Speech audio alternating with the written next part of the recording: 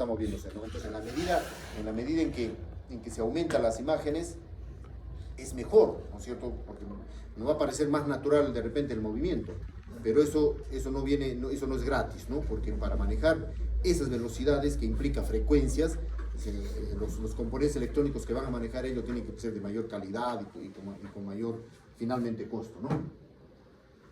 Entonces, ¿qué es el píxel? Bueno, más allá de ya determinar lo que es la menor unidad homogénea, importante resaltar que hay tres elementos que nosotros debemos considerar, ¿no? El tono, la saturación y el brillo. Más adelante vamos a definirlos, exactamente qué significa tono, qué significa saturación, qué significa brillo, ¿no? Pero estos píxeles tienen que estar ubicados en imagen y para poder acceder a ellos en forma ordenada, se establecen coordenadas rectangulares, o sea, una similitud con las coordenadas rectangulares, ¿no? Obviamente, mientras más píxeles tengo una imagen, me va a parecer pues la imagen más clarita, ¿no? Más nítida, ¿sí? Pero eso también viene, a eso se denomina resolución, ¿no? Y eso viene, ¿cómo se llama? A mano, como les había mencionado, de un hardware y software adecuado que permita manejar ese sistema, ¿no? Bueno, esto ya les había mencionado, en realidad la escala de las cuales de intensidad que habíamos mencionado anteriormente son de 256, o sea, es lo normal, ¿no? O sea, ¿por qué? Porque son 8 bits, recuerden que estamos trabajando acá a nivel a nivel digital, ¿no? Y una cantidad apropiada para el ser humano, o sea, porque en realidad nosotros no podemos detectar tantos niveles de gris en una imagen, ¿no? Entonces, una cantidad apropiada es 256 y eso se maneja adecuadamente con 8 bits, ¿no?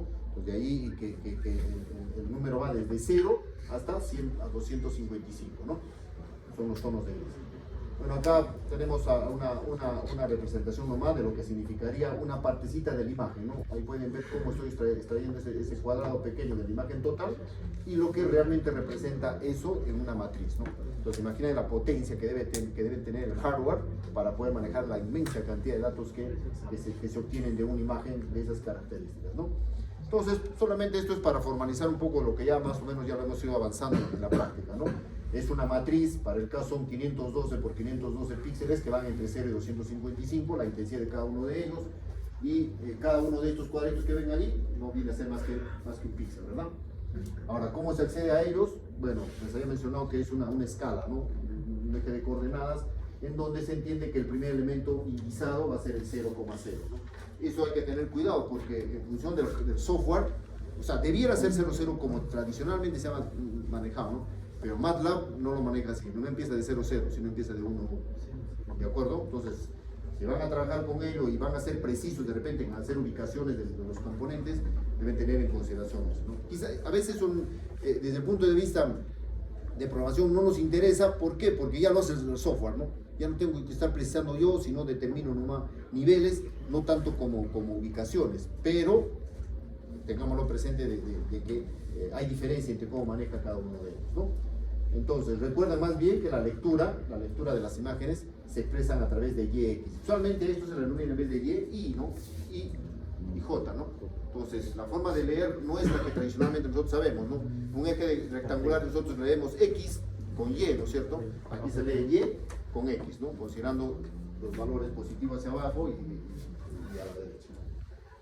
Entonces, ¿qué es el tono? El tono es el color, así de sencillo, ¿de acuerdo? Entonces, en el espectro visible, el tono define la longitud de onda del color, vamos a denominar predominante, pero en realidad representa el color. ¿Qué es la saturación? Es la cantidad de color. ¿Cuánto color definido por el tono, por su intensidad me refiero? Y eso también se le suele denominar pureza de color, ¿no? Entonces va desde un tono bastante vivo, como el que tienen aquí, a un tono más gris, ¿no? Y finalmente la iluminación. Por definición es la cantidad de luz emitida o reflejada por un color. En el tema de colores vamos a hacer un poco más a detalle de ello, pero no deben dejar de pensar que cuál es la naturaleza física o fisiológica de la captura de una imagen, ¿no? Es simplemente que sobre la imagen ha de incidir alguna luz, lo mejor sería que sea blanca, en el caso del sol, podemos decir que es una luz blanca, y este objeto lo refleja esa luz, ¿no? Y esa luz incide sobre nuestros ojos. Entonces el sistema fisiológico de nuestro ojo hace que se determine un color, ¿no? Entonces cuando hablamos acá de brillo, esto es la cantidad de luz emitida, ¿no? O que se refleja por parte del objeto, ¿no? Bueno, acá tienen algunos ejemplos de cuando se tiene 100% de saturación y 0% de brillo, es un negro absoluto. Cuando la saturación es del 0% y el brillo es 100%, el color es blanco. Y cuando la saturación es del 0% y el brillo es del 0%, es el negro absoluto. Las explicaciones aquí yo creo que las pueden ustedes leer en su momento. La resolución, también habíamos hablado, ¿no?, de la resolución. Hay diferentes formas de medir la resolución. En realidad la resolución desde el punto de vista más básico es pues la cantidad de píxeles, ¿no?, que hay entre en X y Y, o Y y X, o Y con J. ¿Sí? Hay diferentes formas de medir. Algunos de los casos, por ejemplo, o sea, se estableció la medición de PPI, ¿no?, que significa píxeles o puntos por pulgada, ¿no?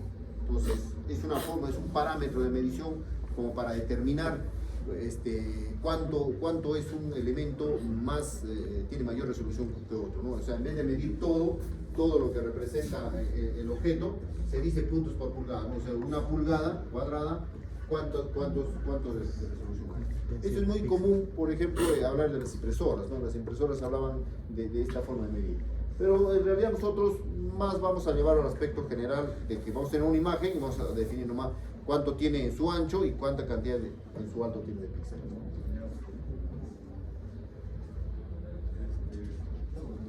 Nosotros vemos en 2D. Gracias. Vimos en 3D. ¿Por qué los robots? Se imagina que un robot le puedes poner un tipo de sensor para detectar la distancia que está frente a un objeto, ¿no? Con ultrasonido. Pero,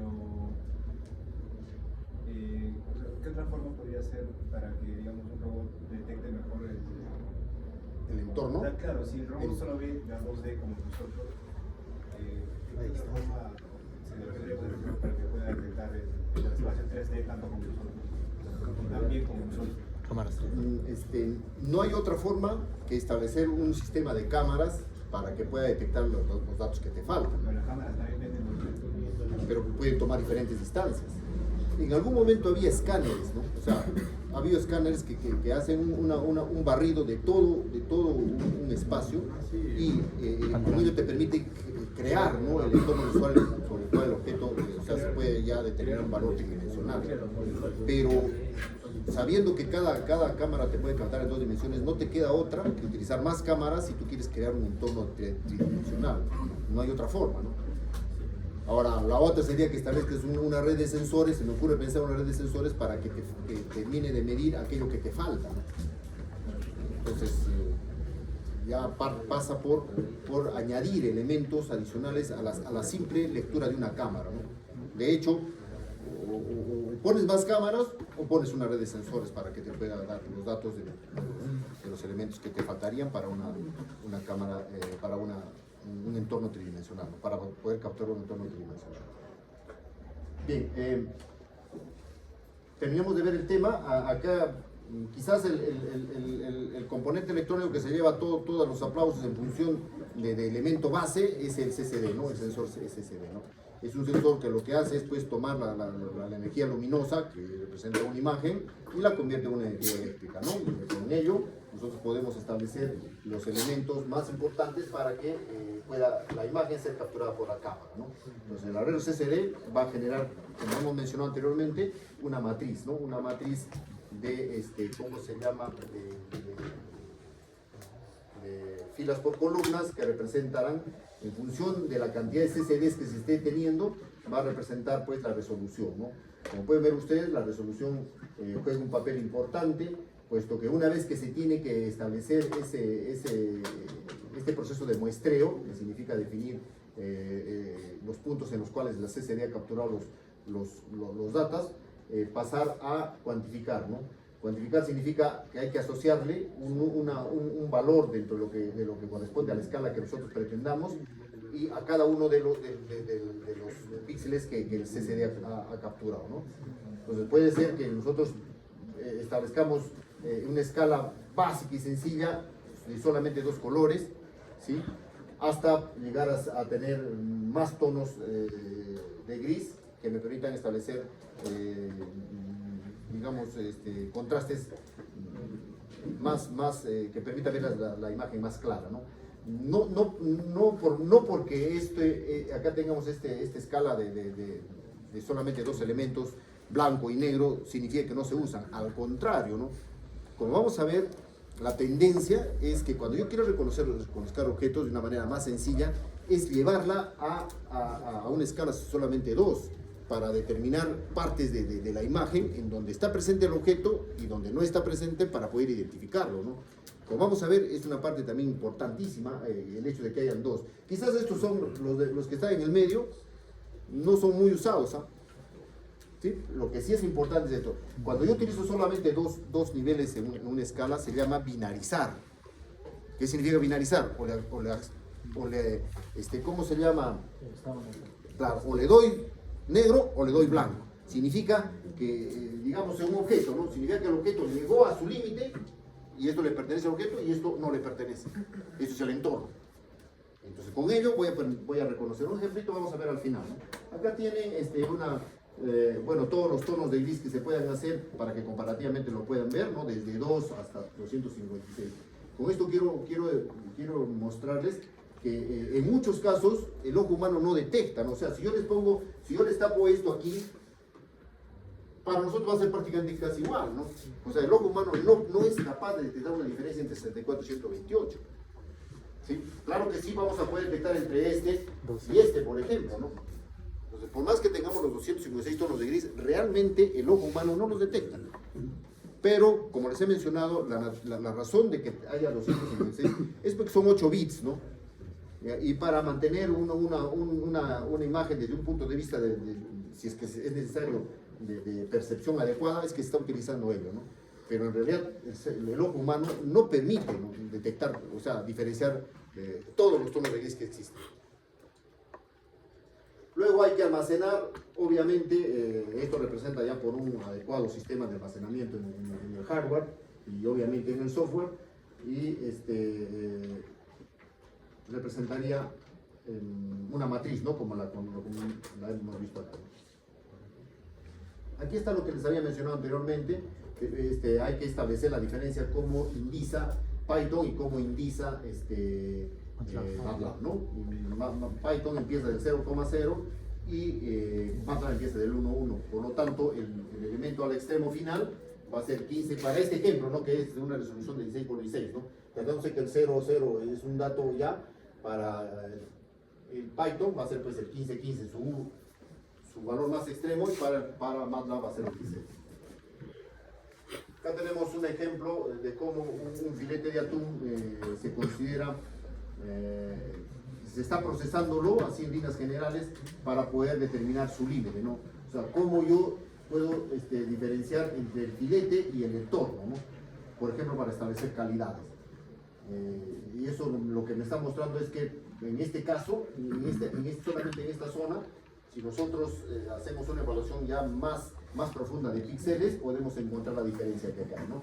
Entonces, estableciendo reducciones a las resoluciones, pero obviamente segmentando los cuadros que me interesan analizar, yo puedo determinar en este entorno, que es el borde del objeto en este caso, puedo determinar qué le pertenece y qué no le pertenece al objeto, ¿no?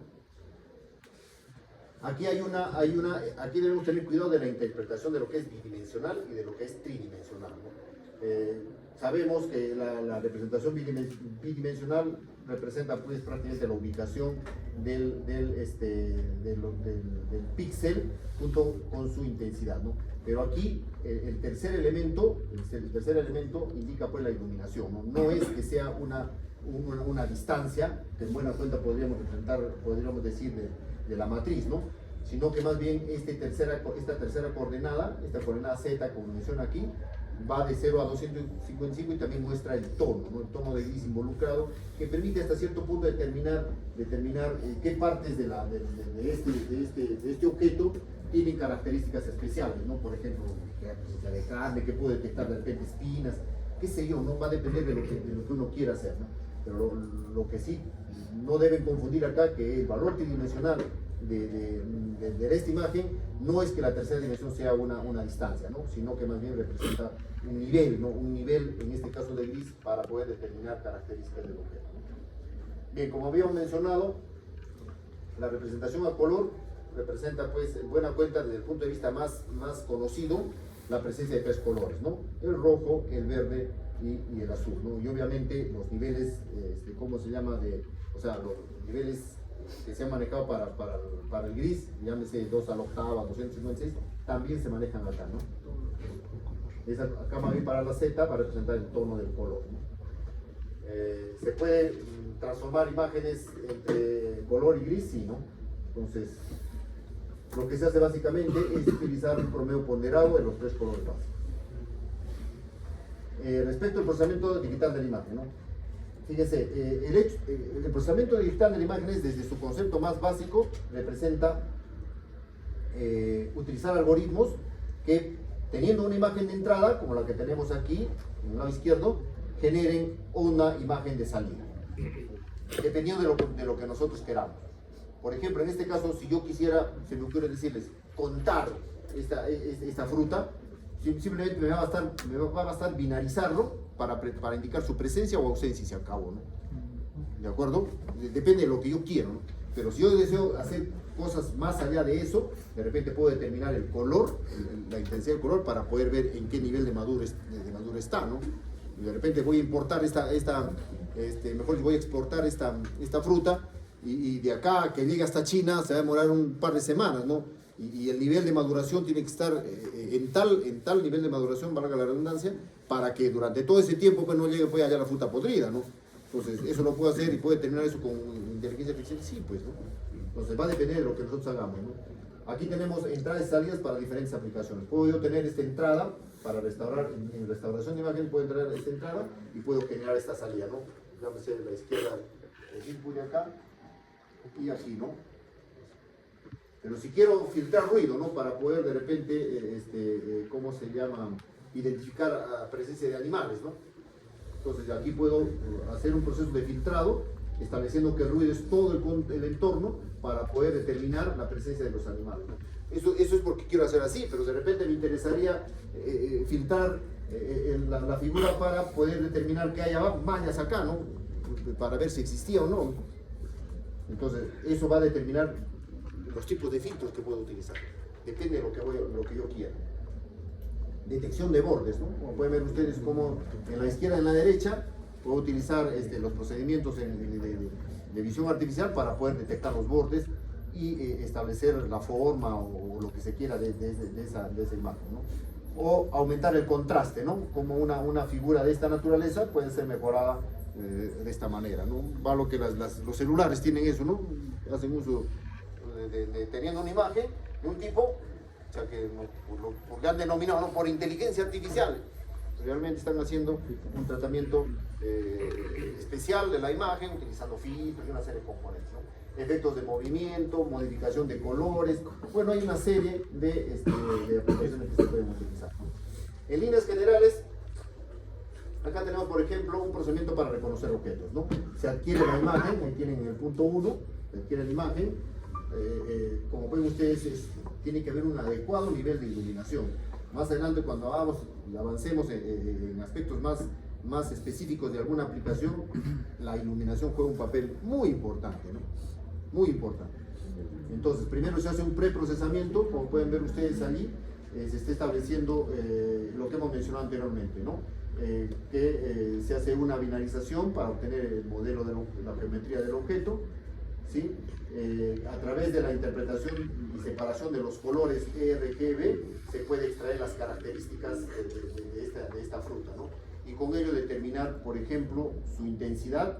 Para el caso lo puedo hacer de un color, en particular del amarillo, y se puede determinar su cantidad, ¿no? Inclusive puedo definir la cantidad de manchas que tiene ello, ¿no? Como pueden ver ustedes allá, se ha obtenido 542, ¿no?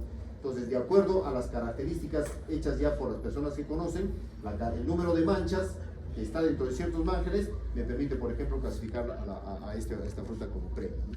Entonces, y en realidad, como vamos a ver, no es difícil. Una vez que yo haya obtenido la imagen, Recuerden que al fin y al cabo lo que hay acá son datos de una matriz, ¿no? Son números. Y establecer valores que estén en determinada cantidad, ¿cómo se llama? Puedo hacer simples cálculos matemáticos para determinar calidades, por ejemplo. O sea, al hablar acá de manchas, significa pues estos elementos oscuritos que están ahí, ¿no? Y ustedes pueden ver que en la matriz esos elementos oscuritos tienen un nivel de gris, ¿no? Específico. Y cuento simplemente pues la cantidad de píxeles que tienen ese color y ya tengo el nivel de mancha. Y con el nivel de manchas ya el experto nos dirá, ¿no?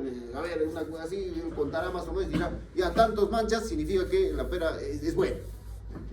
Eso viene de la mano del experto, ¿no? En este contexto siempre, pues, obvio, y había hablado anteriormente, ¿no? O sea, nosotros podemos desarrollar algo dentro del conocimiento que nosotros tengamos, ¿no? Pero si queremos hacer un sistema, o desarrollar un sistema ya más, con mayor, digamos así, profesionalismo, tenemos que andar de la mano con un profesional experto en esto, ¿no? Yo cómo puedo saber cuántas manchas pues hacen que una pera sea buena, ¿no? No tengo ni idea, ¿no? Tiene que ser pues un experto en frutas, ¿no? Que me diga esto así, esto así, ¿no? No me voy a poner a probar frutas pues allí, ¿no? Entonces, ¿cómo se llama? Ahí viene esto de la mano con alguien que sepa, ¿no? Y también tenemos reconocimiento de patrones, otro ejemplo, que bajo ciertas características que tenga la imagen y algunos datos adicionales, como les había mencionado, yo pueda reconocer patrones y establecer alarmas, por ejemplo, ¿no? La computación gráfica, pues no, en el cine, por ejemplo, ¿no? Como hasta en los juegos, ¿no? Pues, ingeniería, en algunos sitios hay ingeniería del juego, ¿no? En realidad el juego involucra mucho más dinero, inclusive ustedes comercialmente lo que importa es el dinero, ¿no? ¿Qué vamos a hacer así? Así funcionan las cosas, ¿no? Y donde haya dinero, y el juego antes que era un aspecto, pues, que, bueno, en mi época, más bien en vez de ser algo productivo, era improductivo, ¿no? Hasta ¿cómo se llama? Castigaban por jugar, ¿no? Pero ahora pues no es así, ¿no? El juego involucra millones de dólares en dinero, y que sea una actividad comercial tal cual fuese un médico, lo es, ¿no? Bueno, más allá de medicina, involucra la salud humana, pero cualquier ingeniería, digamos, igual que el fútbol, ¿no? Igual que el fútbol, en realidad el fútbol es toda un área de comercio enorme, ¿no? Y si lo dejamos de ver aquí en el Perú, que simplemente como una distracción, y lo vemos desde punto serio, que inclusive hasta los mismos jugadores deberían hacerlo por nuestros jugadores que conocemos en la selección, que hasta el momento ya va a ser abuelo, creo, Pablo Guerrero, y sigue jugando, no sé cómo, pero en otros sitios no es así, ¿no? Ahí en España nomás, pues, yo creo que todo se escucha, ¿no? 16, 17 años. Y acá 16, 17 años, ¿qué estamos pensando? ¿No? Y acá estamos todavía 41 años, todavía sigue jugando, ¿no? Increíble, ¿no? Pero si se tomara esa industria, voy al hecho de que esa industria con seriedad, ¿cómo se llama? Podría explotarse adecuadamente, ¿no? Bueno, la visión por computadora, habíamos dicho, es darle capacidad de ver a la computadora, ¿no? Y dentro de ellos aquí tenemos un proceso de lo que significa la visión por computadora. O sea, más allá de estos conceptos base, recuerden que la visión artificial prácticamente abarca todo eso, ¿no? El tratamiento de la imagen, el manejo por la computadora, lo que se conoce por visión por computador, y finalmente la aplicación, ¿de acuerdo? Bien. Acá el ejemplito de lo que les decía, bueno, un poco consolidando lo que habíamos mencionado anteriormente. Un arroz. Acá tenemos un arroz y lo que vamos a hacer es segmentar el grano de arroz, calcular su área en píxeles y determinar su promedio de grises. Y con ello voy a determinar la calidad del arroz. Obviamente el experto va a decirme esos datos, ¿no? ¿De qué colores? Yo le meto un arroz de este y otro de este otro tipo, ¿no? Él me dirá pues, por la forma, por el color, si es un arroz extra, un arroz común o lo que fuese, ¿no? ¿Cómo voy a ayudar yo? Midiendo cuántos píxeles tiene el arroz, ¿sí? Y su tono de gris preponderante. Y con ello le puedo decir al experto, pues, a ver, tú dime, ¿qué tengo que sacar de acá? Te doy estos datos y ya podemos determinar y calificar. Pero para poder sacar esto, para poder sacar esta medición, necesito trabajar al arroz, ¿no? ¿Y qué involucra, no? Fíjense, ¿no? Involucra determinar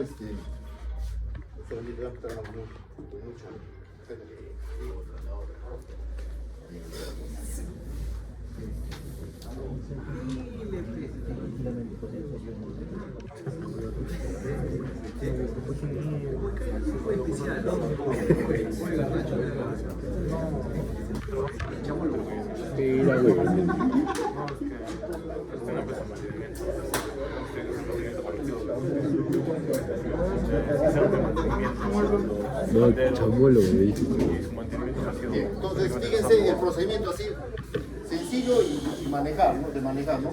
Tomo una parte de la imagen, lo puedo ya ¿cómo se llama? Con menor resolución, determino los límites, este es el arroz y este es el entorno. Y voy más adelante, claramente puedo determinar los píxeles, ¿no? Y de repente yo puedo, de acuerdo a mi evaluación y a mi experiencia, escoger que los píxeles mayores a 170 representan el arroz. Los que son menores no forman parte del arroz. ¿De acuerdo? Entonces, con ello establezco un procedimiento de delimitación. O sea, binarizo, ¿no? Como les he mencionado, este es el arroz, binarizo. Y establezco ¿qué? Bordes. Determino bordes. ¿De acuerdo? Y con ello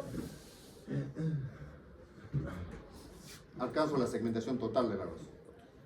Todo eso vamos a verlo en la práctica. ¿De acuerdo? Para finalmente, como pueden ver ustedes, acá ya terminaron los bordes. Y la imagen completa. Ahora, con la imagen completa, sencillísimo ya es calcular, ¿no? Cuántos píxeles hay allí para determinar el tamaño. 8270 píxeles para mí es ese arroz. Le tendré que decir, ese es el tamaño, con él determinando el tamaño del arroz que sea para premio, ¿no? Entonces 8270 más menos va a ser un arroz premio. Los que no, son otro tipo de arroz, vamos a decir, no sé si será más bueno. Y no solamente eso, sino por la cantidad del gris, o sea, la cantidad de píxeles en el nivel de gris adecuado para determinar el color, ¿no? Si es que ese es el color que corresponde pues a un arroz que está dentro de esas características. ¿De acuerdo?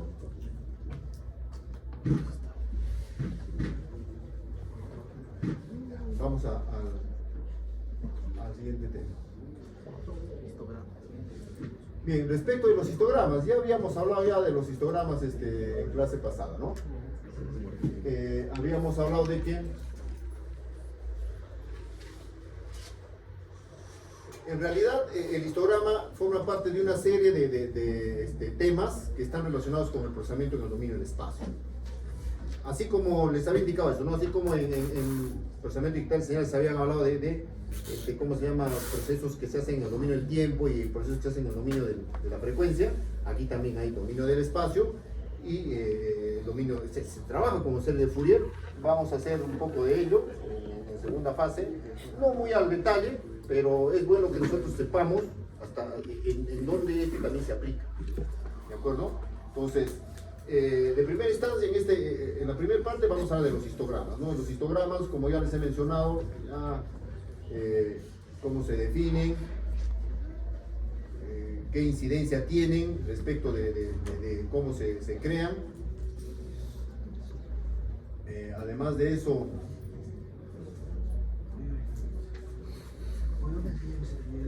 qué interpretación debemos dar, ¿no? de lo que significa un histograma. No necesariamente un histograma más clarito significa que sea mejor, ojo. Aquí juega un papel importante el contraste, ¿no? En definitiva, el concepto de contraste involucra, mejor el histograma involucra mejorar el contraste, ¿no? Aquí ya les había indicado, ¿no? Recordarán cómo es que se construye el histograma, mejor dicho, la ecualización. Recuerden, ¿no? La ecualización es un aspecto importante porque permite mejorar el contraste de una imagen utilizando el histograma, ¿sí? Sepamos interpretar, ¿no? ¿Cómo puedo mejorar el contraste de una imagen? Ecualizando un histograma, ¿sí? Y tendiéndolo a que se acerque lo más que se pueda a quién, al histograma ideal, ¿no? El que tiene presente la misma cantidad, todos los niveles en la misma cantidad. O sea, aquí habíamos hablado, ¿se recuerdan? De los diferentes histogramas, antes y después, para llegar a este temita final de los histogramas, porque aquí hay un procedimiento bastante importante que tengamos presente, porque lo vamos a repetir en varios temas, ¿ya? La umbralización, ¿no? ¿Qué es la umbralización? Hace un momento hemos hablado de ello. O sea, cuando hemos visto el arroz, cuando hemos hablado del arroz, y lo que le pertenecía al arroz y lo que no le pertenecía, ¿sí? La diferencia entre el arroz y el fondo es un umbral. ¿Cómo determino el umbral? He ahí el detalle.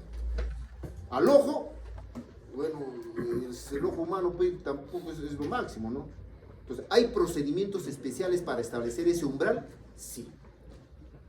¿Ya? Y uno de los métodos más usados, generalmente más se usa, es el de Otsu. ¿Ya? Entonces, ahí fíjense lo que dice umbralización. Permite obtener una imagen binarizada, ¿ya? A partir de la imagen original.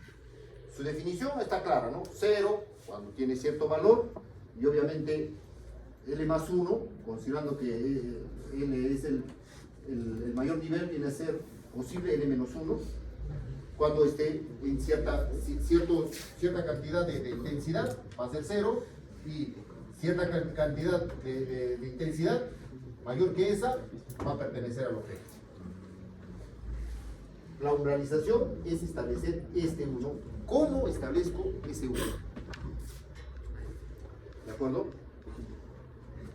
Entonces, utilizando ¿cómo se llama? El histograma, se puede establecer ese sistema. Acá, por ejemplo, tenemos una imagen de una moneda en la que al aplicar un concepto normal de lo que significa umbralizado binario, estamos pudiendo segmentar a la moneda del entorno. ¿De acuerdo? Entonces, a la moneda que está acá, la quiero como el arroz, ¿no? Pero, fíjense, el histograma de la moneda es este.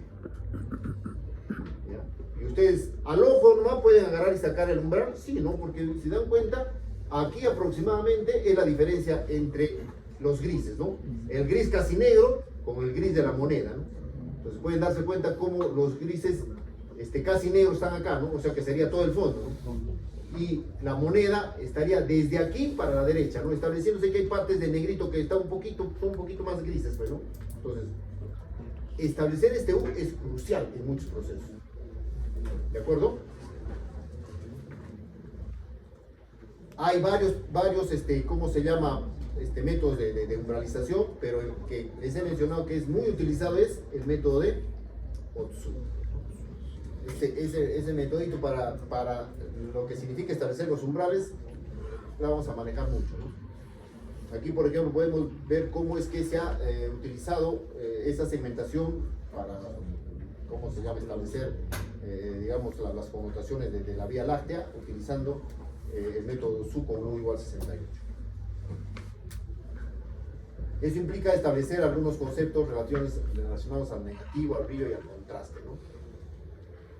Entonces, con los histogramas podemos alterar ciertas características, ¿no? Y lo que más se altera son el brillo y el contraste. Entonces, para modificar el brillo, por ejemplo, lo que se hace es añadir cierta cantidad de valor de intensidad de cada píxel, ¿no? Si esta cantidad es positiva, se aumenta el brillo de la imagen. Si es negativa, se disminuye. Cuando se aplica, nos dice la operación de brillo sobre una imagen, se produce un desplazamiento del histograma. Claro, ¿no? Eso lo hemos visto antes, ¿no? ¿Te acuerdas cuando estaba en un tablo desplazado más hacia la izquierda? Significa que se le va a dar más brillo, ¿no? No para que, ojo, no para que me parezca más clarita la imagen. O sea, a veces nosotros tenemos asociado eso, ¿no? Miramos la imagen y cuando la ve más clarita sabemos que es mejor. No, aquí sáquense de la cabeza eso, ¿no? Lo que importa es acá, ¿qué voy a hacer con esa imagen? ¿Qué necesito de esa imagen? No es que sea más bonita, sino qué requiero, qué dato quiero sacar de la imagen. Eso es lo importante que nosotros debemos cambiar esa forma, ¿no? El contraste se puede obtener a través de esas fórmulas. El negativo de una imagen se obtiene restando el valor de cada píxel al mayor valor de la intensidad posible, que es el M-1. Pues vamos a ver acá algunas, ¿cómo se llama? Operaciones, ¿no? Desde acá tenemos el histograma, mejor dicho, la imagen original y el histograma original, ¿no? Esta es la imagen en negativo. ¿Ya? Y fíjense cómo es el histograma, ¿no? Como un espejo. La segunda fila contiene los resultados de aumentar el brillo, ¿no? Desplazando. Y en esta está aumentándose el contraste.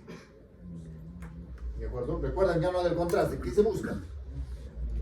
Utilizar todos los niveles de gris, ¿no? E inclusive que sean lo más parejo posible, ¿no? Tratar de reducirlos, esa diferencia que hay entre ellos para que todos sean iguales. Entonces, con el brillo, ¿qué hago? Solamente desplazo. Desplazo tal cual está. ¿Sí? Con ¿cómo se llama? El contraste, extenderlo a todo lo que se pueda.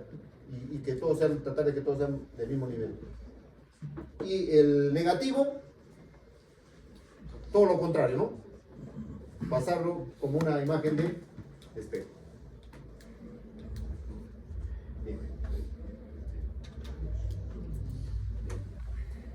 Sufi, empezamos colores.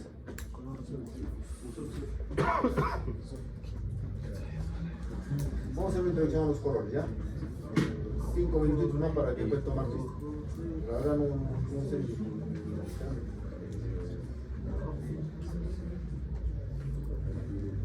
Sobre todo es que ya vamos a hacer la siguiente semana, pues, en práctica, vamos a hacer, pues, color, ¿no? O sea, tratamiento del color. Entonces, respecto de qué quiero que entiendan, a pesar de que les he hablado, ¿no? De que lo que se denomina como modelos de color, si bien es cierto, nosotros conocemos uno, el RGB, no es el único. ¿De acuerdo? Y habría que ver cuál utilizar dependiendo de la aplicación que vayamos a dar, ¿no?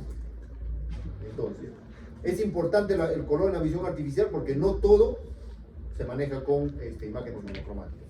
Como les había mencionado, el ojo humano solo distingue alrededor de 20 niveles de gris, nada más. ¿Ya? Alrededor de 20 niveles de gris. ¿Sí? Hace un momento les había mostrado, ¿no? ¿Recuerdan de la manzana esa, no? Entre uno y otro, se los pongo, nos parece igualito. Pero entre, obviamente, más alejados estén, sí puedo detectar. Por eso se dice que el ojo humano solo detecta 20 niveles de gris, ¿no? Además de ello, que de por sí la percepción del color es un proceso fisiológico que no está ni siquiera bien comprendido, pero que es, no es algo determinado, es subjetivo, ¿no? Ahora, depende de varios factores, por ejemplo, la naturaleza de la luz, ¿no? que la refleja el objeto. Bien, ahí, bueno, recordando un poco lo que les había mencionado respecto del espectro de luz visible, también esto les había dicho, ¿no? Un objeto se ve de cierto color bajo una luz blanca. Y lo que realmente recoge el ser humano, o en todo caso una cámara, es la luz que refleja el objeto, ¿no? O sea, la luz que refleja el objeto fisiológicamente altera al ojo humano. Ahora, bueno, ya habíamos hablado de las características de lo que es tono, saturación y brillo, pero un poco hablemos de lo que significa en la percepción del color. Les había indicado, hay un organismo internacional denominado la Comisión Internacional de Iluminación, que es una autoridad en este tema, y ha determinado que hay dos curvas de sensibilidad espectral, ¿no? Una que refleja lo que significa la visión diurna o visión escotópica, y otro que representa la visión nocturna, que es la primera fotópica y la segunda la escotópica, ¿no? La nocturna es la escotópica, estableciendo estas características y las longitudes de onda en donde se puede ver mejor una luz en condiciones nocturnas y un objeto en condiciones diurnas. Entonces, esto obviamente ha sido medido, o sea, no es que sea tomado así, sino que se ha hecho mediciones para poder establecer ello, ¿no? A eso se denomina curvas de sensibilidad espectral.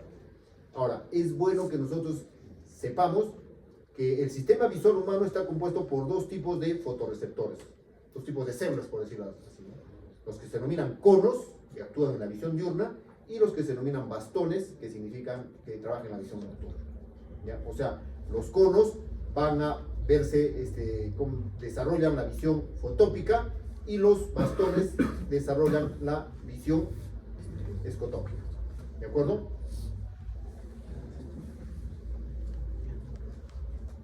Lo que les había mencionado, ¿no? Pero se ha determinado que existen tres tipos, más allá de que hemos hablado de que hay conos y bastones, si hablamos de la luz fotópica, existen tres tipos de conos, o sea, tres tipos de células de visión dentro de nuestro ojo. Unas que detectan los colores, o sea, claramente el color azul, violeta, pero más el azul, los otros que detectan el verde y los otros que detectan el amarillo, pero más el rojo. En función de esa evaluación y de ese análisis, se ha determinado los tres colores primarios. ¿Cuáles son? Rojo, verde y azul. O sea, se ha hecho mediciones de cómo esos colores afectan y en qué longitudes de onda al ojo humano. Por ende, es por eso que se ha determinado que esos son los colores primarios. ¿De acuerdo? ¿Por qué? Repito, porque nuestro sistema de visión así funciona. ¿De acuerdo? Por eso se dice que tenemos otro sistema de visión tricromático, ¿no? Aquí tienen las mediciones que se han hecho, ¿no? ¿Sí? Para el azul, para el verde y para el rojo.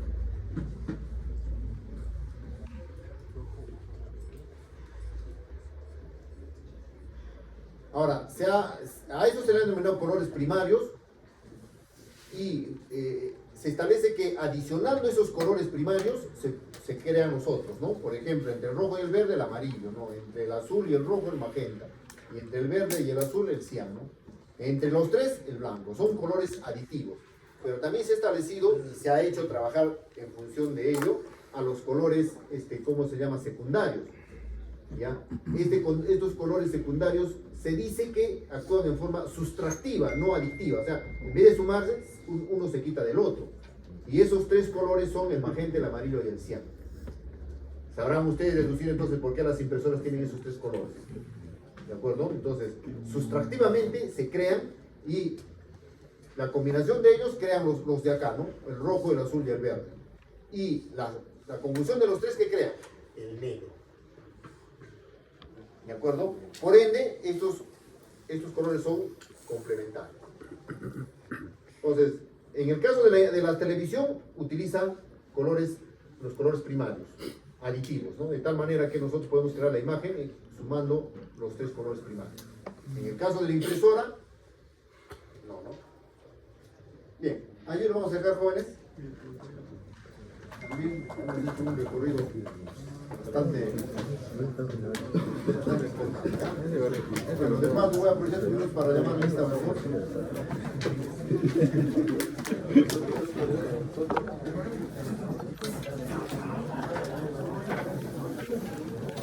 Oye, Soto, ¿entra o no entra?